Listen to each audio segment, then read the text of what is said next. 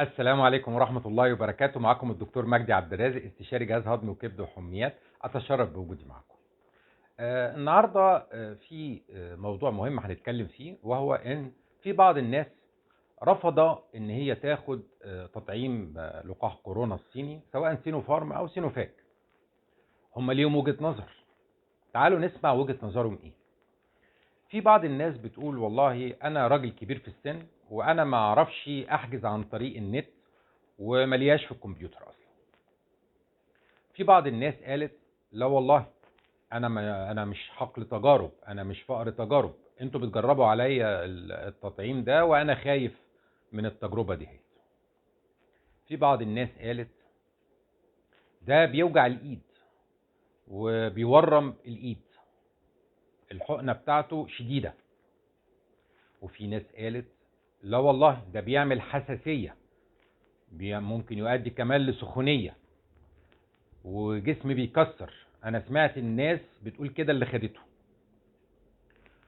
في ناس برضك قالت انا عندي سكر او عندي ضغط وخايف اخد التطعيم، او عندي القلب وباخد ادوية للقلب وخايف اخد التطعيم يعمل لي مضاعفات. في بعض الناس قالت انا لو خدته هتحمل مسؤولية التطعيم، لان هم بيدوني ورقة اوقع فيها على مسؤوليتي عن التطعيم، وانا اساسا ما اعرفش، وبالتالي انا ما اعرفش الاثار الجانبيه ايه، فمش عايز اتحمل مسؤوليه التطعيم. في بعض الناس قالت اللقاح الصيني مشكوك فيه وفي فعاليته، والاوروبيين مش معترفين بيه، وبيقولوا ان هو ما بيقدرش يقاوم المتحورات الجديده، وبالتالي ما فيش منه فايده، فانا مش هاخده. في بعض الناس قالت اللقاح الصيني انا هستنى لغايه لما يتجرب في الناس التانية، وبعد كده اشوف تاثيره عليهم ايه، وبعد لما يجربوه ابقى ناخده. في بعض الناس قالت انا هنتظر اللقاح الامريكي او اللقاح الانجليزي، انا مش هاخد اللقاح الصيني. دي عينه احنا سمعناها كاطباء من الناس اللي هي رافضه تاخد التطعيم. طبعا في ناس بردك قالت ان هو هيتاخد كل 6 شهور، وانا مش معقول افضل اخد حقن كل 6 شهور.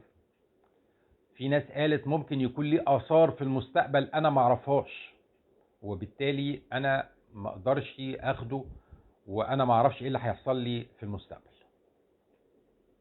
طبعا زي ما قلت لكم دي عينه من الناس اللي رافضه التطعيم. احنا دورنا كاطباء ان احنا اساسا نوضح بعض الحقائق. اولا، التطعيم ده مش اجباري، ده اختياري، وطالما ان هو اختياري فاحنا اساسا لازم نوعي الشعوب باهميه هذا اللقاح، لان لو الناس ما خدتوش يبقى مفيش فايده، وان المرض فيروس كورونا هينتشر، والمتحورات كل شويه هتزيد. وتعالوا نشوف الدول الغربيه وامريكا، نسبه كبيره جدا من الشعوب الغربيه اخذت التطعيم وخدت اللقاح نتيجه زياده الوعي عندهم. بينما مع الاسف في بلادنا الوعي قليل والناس متخوفه. لا، احنا عايزين نزود الوعي عند الناس، ونتناقش معاهم بهدوء ونطمنهم ناحيه اللقاح، لان اخذ اللقاح امان لينا كلنا، ولازم يفهموا كده، ولازم يبقوا متعاونين بفهم وبوضوح وبمناقشه. اولا نبتدي في اول واحد قال انا كبير في السن، مفيش اي مشكله خالص. اي شاب صغير، ابنك، اخوك، جارك، ابن مثلا اختك، ممكن يساعدك في التسجيل. انتوا بتجربوا علينا؟ لا، احنا مش بنجرب عليك، لا، ده التطعيم بتجرب واجتاز المرحلة الأولى واجتاز المرحلة الثانية واجتاز المرحلة الثالثة، وخد تصريح طارئ من منظمة الصحة العالمية ومن منظمة الغذاء والدواء، وبالتالي فهو آمن، اتعملت عليه تجارب فهو آمن. وفكرة ان احنا بنمضيك على ورقة دهيت ده اجراء روتيني على مستوى العالم كله، على اساس ان انت تبقى فاهم ان ده اجراء يعني ما تخافش منه، ما تقلقش. طيب فكرة ان انا عندي ضغط او سكر او عندي ورم او عندي مشكلة في الشرايين، ما نقلقش. الامراض المزمنة انت بتتناقش فيها مع الطبيب بتاعك، ومعظم هذه الحالات بتاخد اللقاح الصيني سواء سينوفارم او سينوفاك، مفيش فيها اي مشكلة. بيوجع ايديا وبيورم ايديا من الحقنة، ده شيء طبيعي، ولما هتاخد قرص باراسيتامول هتستريح جدا جدا، مفيش اي مشكلة. وده دي حاجة بتحصل في خلال 24 ساعة وبتروح، مفيش منها اي خطورة. فكرة ان هو بيعمل حساسية شديدة، لا، هو نادرا ما بيعمل حساسية، ودي حالة نادرة جدا جدا. يعني عدد الحالات اللي بيحصل فيها حساسية شديدة دي تعتبر يعني نادرة جدا جدا، فما تقلقش من موضوع الحساسية.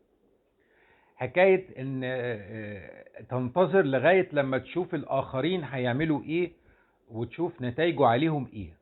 انت كل ما بتتأخر كل ما بتعرض نفسك وبتعرض اهلك وبتعرض شعبك لخطورة المرض وخطورة متحورات كورونا.